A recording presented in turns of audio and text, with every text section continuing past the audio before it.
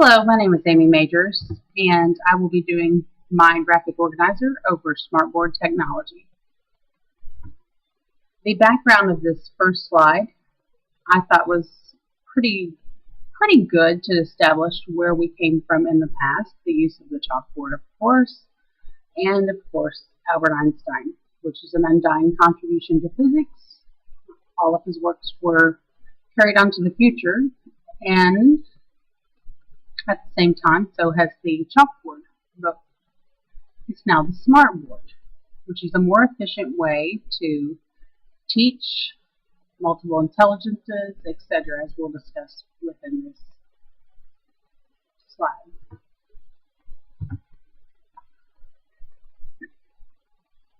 Smartboard technology, I did include some graphics within this slide, simply due to it's hard to talk about smartboard technology and all of the wonderful levels of mastery as far as graphics and things you can incorporate. So with the smartboard technology, I chose this kind of background, and it looks like a chalk, so it's kind of like a play on words, the old style with the very new approach to learning. The learner. I chose yellow for this because I think of a light bulb going off and that aha moment in the student's mind when they have retained and begin to understand information. BlossomLearning.com below the learner is an excellent resource as well if you're wanting to learn more about the smartboard or plan on incorporating it in your classroom. Interactive technology. I chose blue because I actually found that when researching this, that blue was actually a color of order. And so I figured in an interactive technology, you would have to have some kind of order within your lesson because, as we all know, most of the students today are quite technologically savvy. So it's important to stay on top of that and learn as much as you can about it. The third one is assessment. The assessment, I actually chose red because when I think of being a power color or determinant color, I think of red. SmartTech.com below assessment is actually a very useful resource as well, and there's several studies saying that formative assessments, as we'll discuss here in a minute, are very, very effective using the smartboard. Okay, as we'll see through this slide, smartboard technology is the same. The three concepts below, the three main points that I'm using. I decided to make this slide very, very colorful. And the reason for that was because traditionally in the older classrooms, along with the chalkboard, you traditionally had more beige walls, white walls, and they have found now that color actually makes for a much better learning environment. So you will see an array of color throughout this slide. Let's start with the learner. The first of the portion of the learner is multiple intelligences, which is Howard Gardner. And what this does is the multiple intelligence I put in purple because I think of royalty, and you will be the king or queen of teachers if you can accommodate these very diverse types of intelligences that we all will incorporate as teachers or are incorporating or are affiliated with now in our classroom. I also took into consideration the learner, the English second language learner, and children with special needs. Children with special needs, and I'm going to use autism as an example. I did green for this because it's a very calming color for this particular box. The English as a second language, I feel like actually reading the material and seeing the colors and the graphics, I think that would help children learning English do a lot better in the classroom and feel a little less intimidated with the interactive type of learning. Children with special needs, generally, like I said, I would refer back to autism.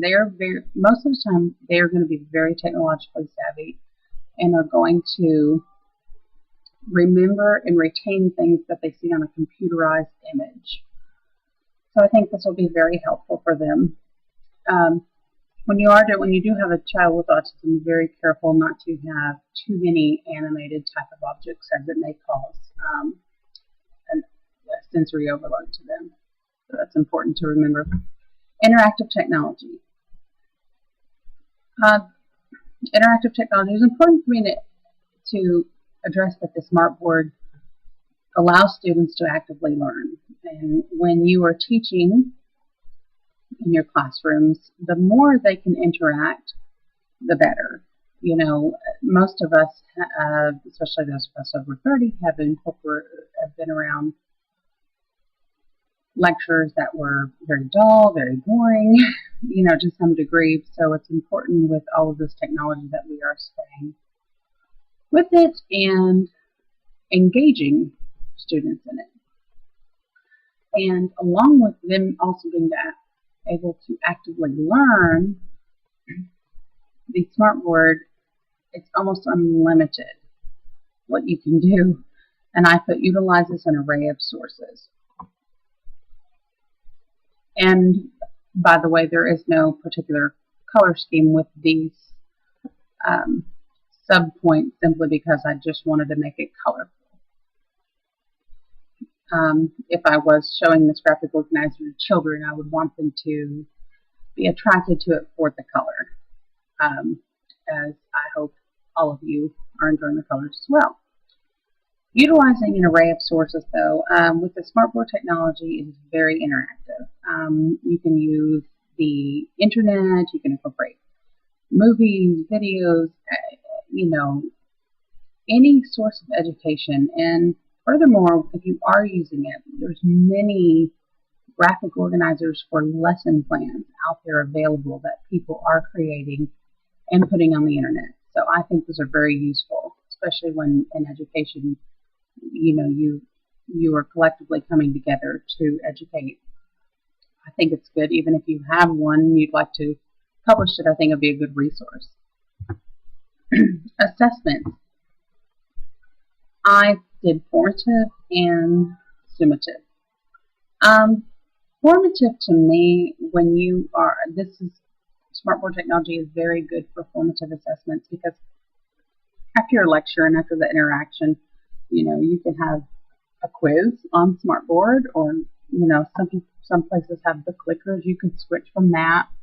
I think it's really good to, you know, if you're demonstrating, like if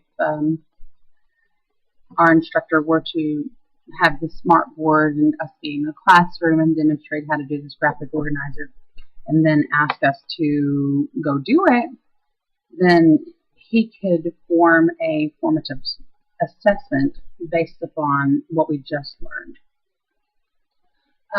I always like to remember formative as once you inform, it's time to form an assessment. Summative is basically, as you'll see in the points below in just a moment, it's going to be the sum of data that's collected over time. I really feel that the formative assessment, if you were to utilize this for the summative, I think it would be a collection over time of what different classes may be learning, or if you could keep up with the level of progress that the students are learning within your classroom and possibly compare it with other teachers in the district, just to kind of stay on the same page as everyone else, and I think that would be great. Here comes the little bouncy balls. Of course, I did put graphics in here simply because it's hard to talk about Smartboard technology when, you know, you're just doing a very simple graphic organizer. Under multiple intelligences, I did mention Howard Gardner, and I think that we should all become very familiar with Howard Gardner. And all of the different levels of intelligence. I think the more knowledge we have, the more power we have, and the more we're bestowing upon our children. Under the ESL and children with special needs, all learners are learners.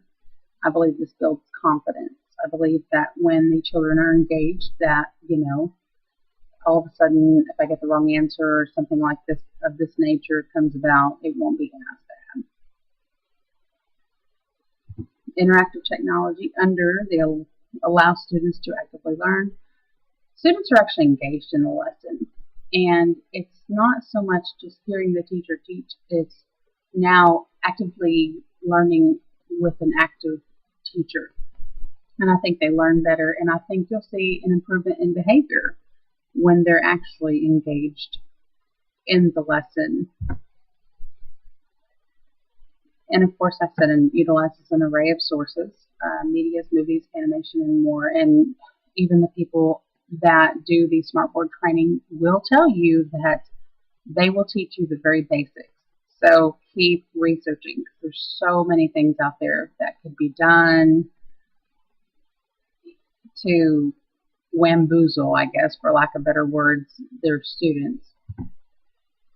Formative assessment performed after an interactive lecture. I think it's a good time for like a quiz or some sort of task or group activity to kind of get an assessment of exactly where they are at that given time, because that will lead to this. When they take their standardized testing, and it's scaled and compared with people within their district and then within their state, I think that the more formative assessments and the more we stay on top of it per lecture, the better the accumulative or the sum of all the learning data will be at the end. But this will actually conclude my slide, and I think that more color, and there wasn't always a specific reason for every color I did use, but I did want to incorporate a rainbow of learning, so I hope you all enjoyed. Thank you.